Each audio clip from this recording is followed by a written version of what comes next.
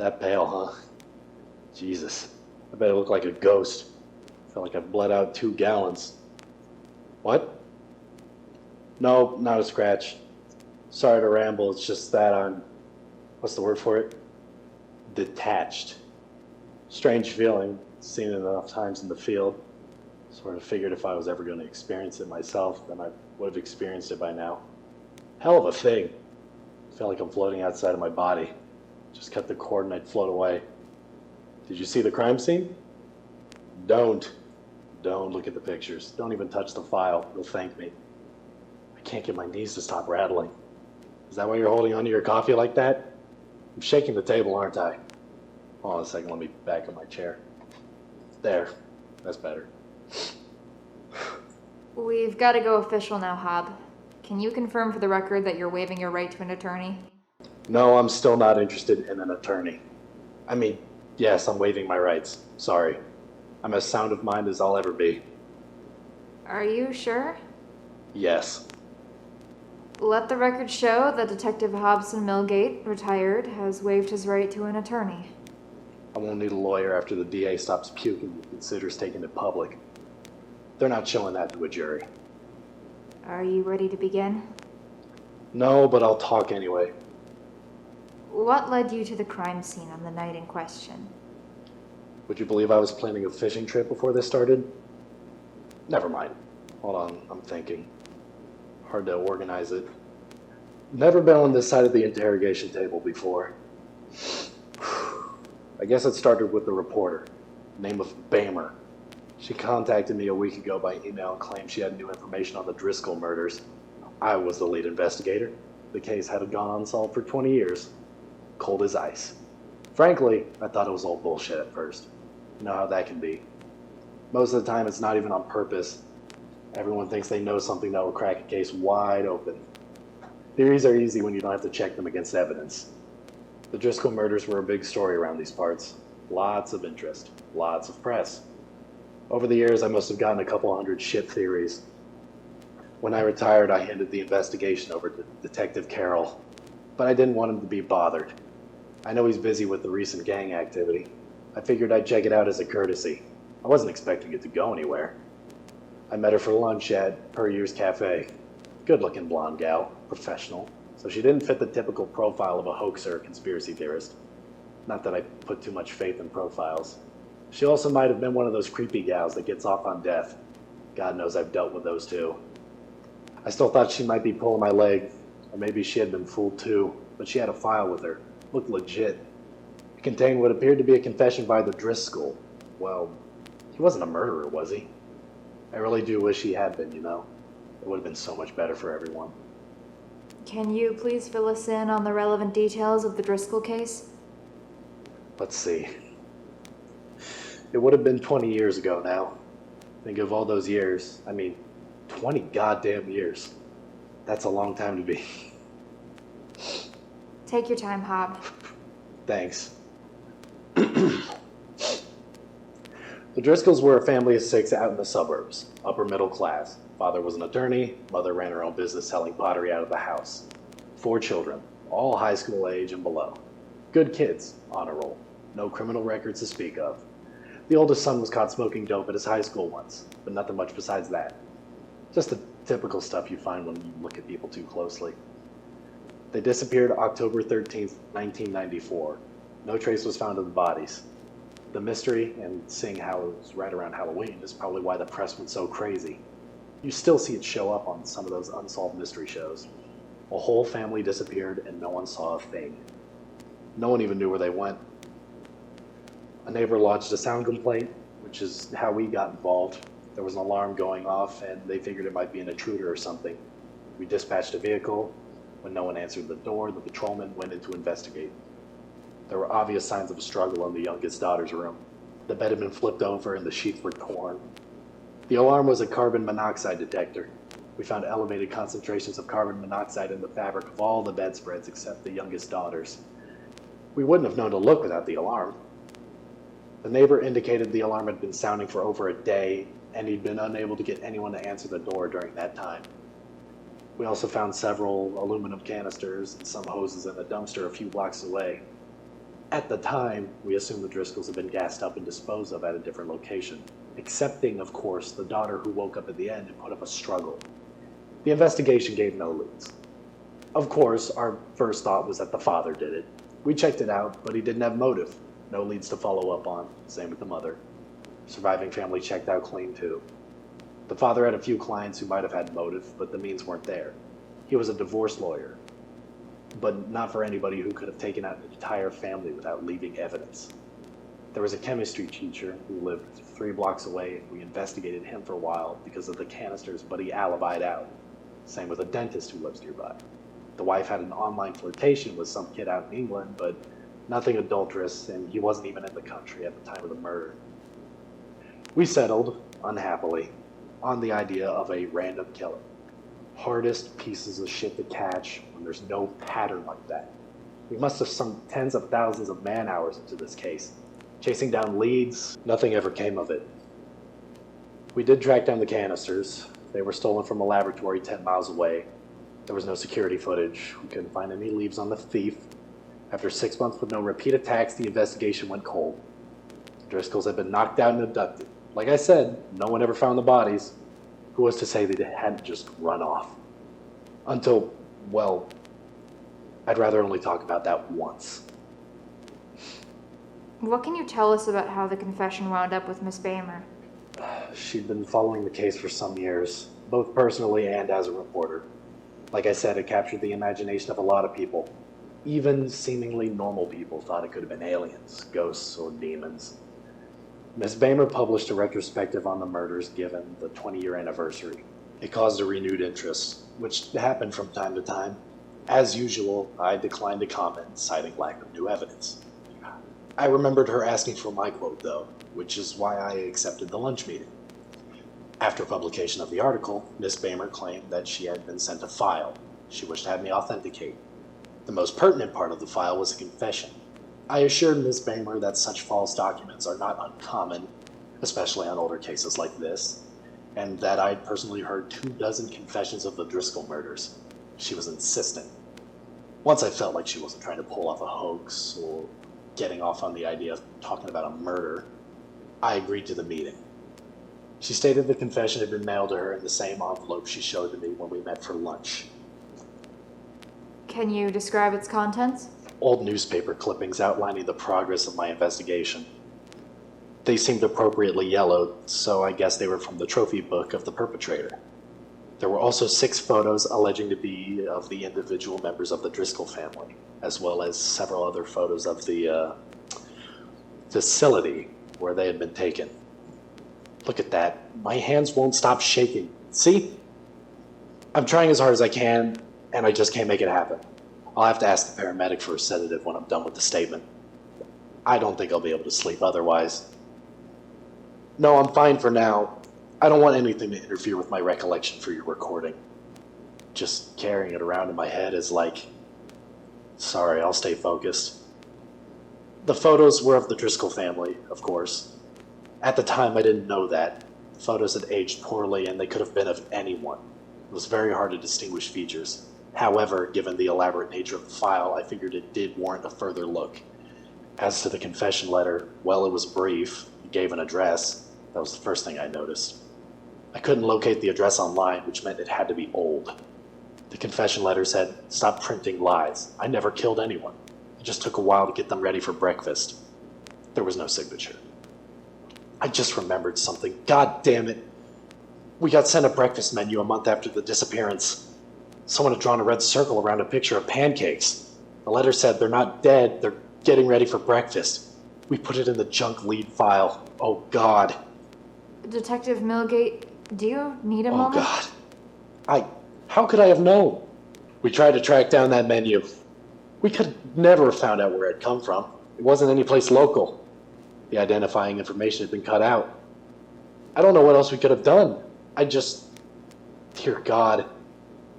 Why did you decide to personally investigate the location mentioned in the letter? Sorry. I wanted to make sure it wasn't a hoax. I still wasn't convinced. I've had 20 years of people sending me fake evidence. I guess maybe the case captured my imagination too. I always figured one day I'd think of something I'd overlook and solve the whole thing. Felt unbelievable to have someone dump the answer in my lap. I needed to see with my own two eyes. Miss Bamer had pinpointed the location with city records, but neither of us were sure if it was still there. It was an abandoned industrial building. The last time it had a valid mailing address was 50 years ago. It might have caved in for all we knew.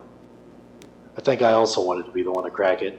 Whether or not it was dumped in my lap, that case has hung over my head for 20 years. Miss Bamer and I agreed to meet there the following morning. Can you describe the crime scene? Yes. It was an industrial building, as I stated.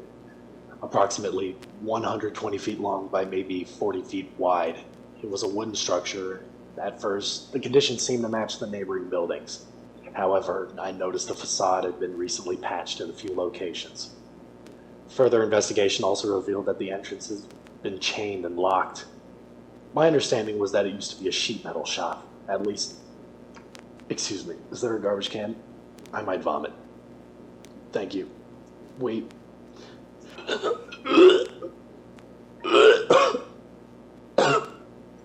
Sorry. I thought I was empty. No, I want to get this done with. Then I'm going to want that sedative. I could smell something from inside the building, very faintly. I figured that would count as probable cause, not that I needed it as a civilian, but you never forget the way a corpse smells. They were bad enough. They had that same smell. I hadn't forgotten how to pick a lock, so I let myself inside. You know, I really do wish they had been corpses. I really do wish he had been a serial killer. I really do. Please say you believe me. I do. Can you describe the interior of the building? I'm trying to focus through this, I really am. I'm sorry, it's just that I'd like to go to sleep after this for a very long time. Is the paramedic here? Is the sedative ready? Thank goodness. The warehouse had not been as abandoned as we were previously led to believe. The interior had a hallway with 6 rooms. The construction was old but visibly newer than the rest of the building. The walls between each room had been soundproof. There were no windows to the outside or doorways between the rooms themselves. The only access was through the hallway. I tried to make Miss Bamer leave at that point. You see, the smell was stronger inside. You could feel it, the smell. Like a grit getting stuck in your nose, like bits of sand all over your skin. The rooms contained presses, hydraulic presses. 4-foot by 8-foot custom presses. I couldn't figure out what they were at first because they were hovering over what looked like hospital beds. There were IV bags in each room as well as other medical equipment. That's how we kept them alive for so long, of course. I think I might be seeing black spots. Do you need to take a break? The idea of having to start this again is worse than the idea of finishing it. Then please describe your next course of action. The building was obviously an active crime scene. I had no doubt at this point I was in the lair of what I believed to be a serial killer. I tried to tell Miss Bamer to leave several times. She refused on the grounds that it would not be right to leave me on my own. There wasn't much time to make an issue out of it. My opinion of her was that she was a bit nosy, but basically all right, and I didn't think she'd be a liability if she stayed out of my way. I had to make a judgment call as to whether or not I should proceed on my own, in case the family was somehow impossibly still alive, and perhaps in danger, or if I should leave and call for backup. I had told my wife where I was going previously, so I knew my absence would be noted and reported if the worst happened. Neither of us could get a cell phone reception. Sorry, I'm rambling. It was then that I heard, not even a gasp. It was like a gasp, but not really. I don't want to describe it any more than that. There was a sound. It drew my attention further on. I had to act. That's all that matters. There were some stairs at the very far end of the warehouse, descending into a basement. I told Miss Bamer to remain behind and pulled my service revolver. I had a flashlight on my person as well, and I turned it on as I descended into the basement. The basement had been hand-dug, maybe even over the course of the entire 20-year disappearance. I don't know. The floor was dirt, and there was a tunnel that retreated back far enough that it had to be supported with struts at regular intervals. When my flashlight first illuminated the stack, I wish they'd been dead. I wish he'd been a serial killer. Please take a moment. After I recovered, my first thought, no, there should have been a comma there. Mm-hmm. After I recovered, my first thought was, thank God they're all dead.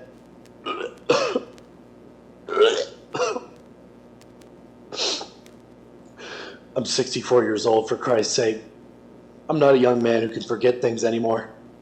When you're young, you have the sense that you're invincible, and that you're never gonna die. I don't have that to protect me anymore. Look at me whining when they had that done to them.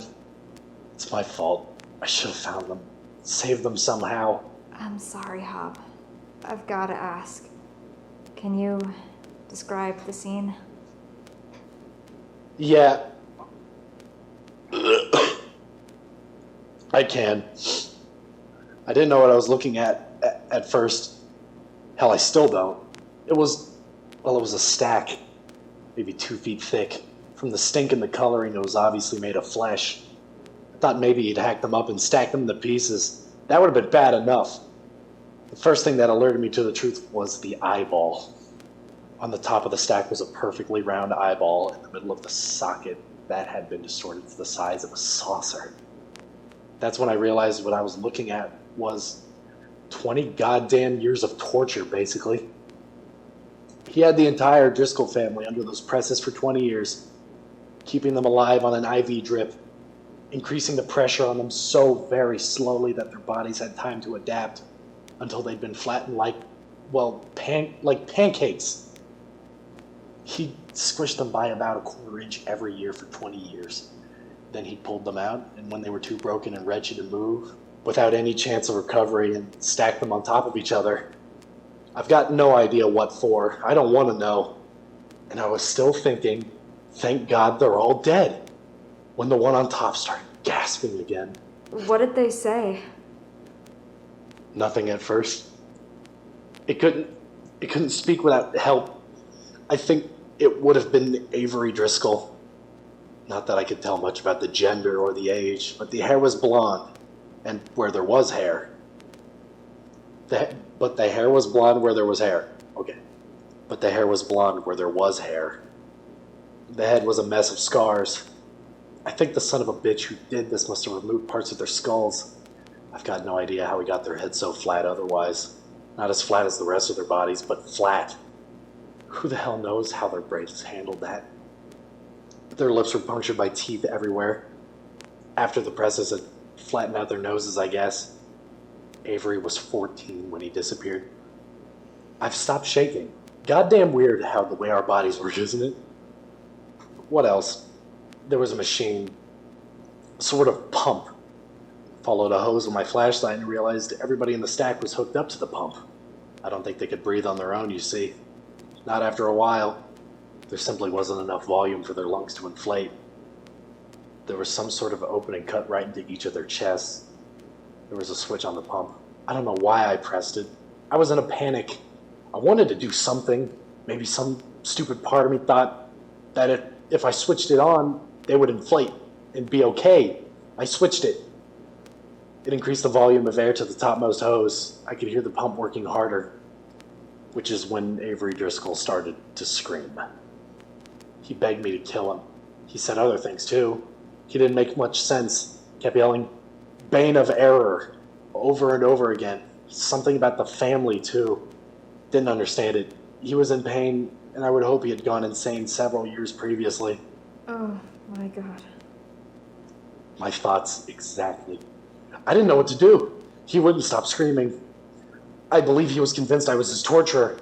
A closer look at his eye revealed that it was mostly a mess of white scar tissue.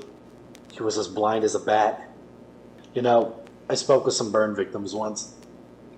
They told me that they managed to find meaning and purpose after a while. I don't know how anyone in the Driscoll family could have done that. I stated my name. I told him I was a detective. I told him I was there to help.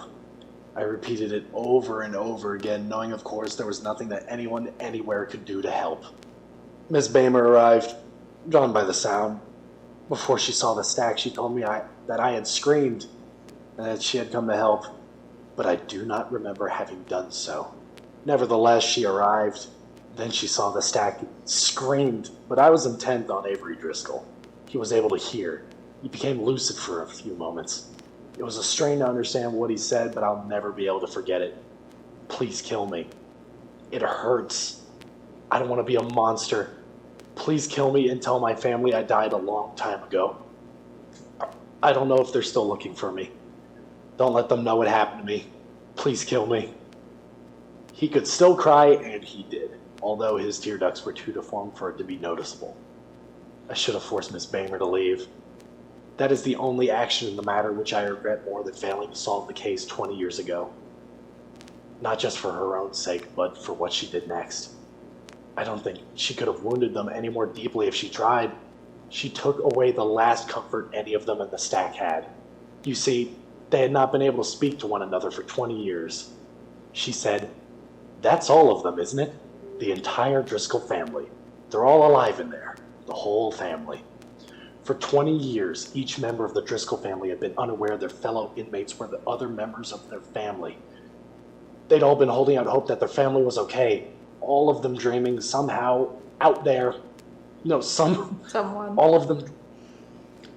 of them dreaming someone out there loved them and was free from suffering. Do you know what the screams of 6 people tortured over 2 decades, smashed down to a width of 4 inches, sounds like when they're all stacked on top of each other? It sounds like the gates of hell swinging open. I think that's enough, Detective Milgate. Not yet. It was my mistake. I should have tried harder. Tracked down that lead. Maybe that's what they meant, screaming that. It was my error, so it was my responsibility. I shot them. Mercy is hard, but I owed it to them. I am the one that failed to save them. It only took 1 bullet to go all the way through. I emptied my revolver, though, to make sure they didn't linger, to give them that final piece. It was the only kindness I had to give to them. We left and called for backup. After that, neither Miss Bamer nor I wished to remain with the bodies. I elected not to follow the crime scene investigators back into the basement. I asked if I could make my statement and leave, and after one of them saw what I had seen, they agreed. May I have my sedative now? Yes. Yes, of course. Thank you. Please show in the paramedic. I'll roll up my sleeve. My wife has diabetes, so I'm well aware of the routine. Oh, and please make sure you have the same courtesy available for Miss Bamer. She seemed to have it worse than me after. Poor woman couldn't even throw up or cry. Of course. Do you know where she is now? She told the lead at the crime scene she was going home, but we haven't been able to reach her. Did you try the paper? Which paper? The Daily World. Are you sure? There is no one by the last name of Bamer on staff with the Daily World.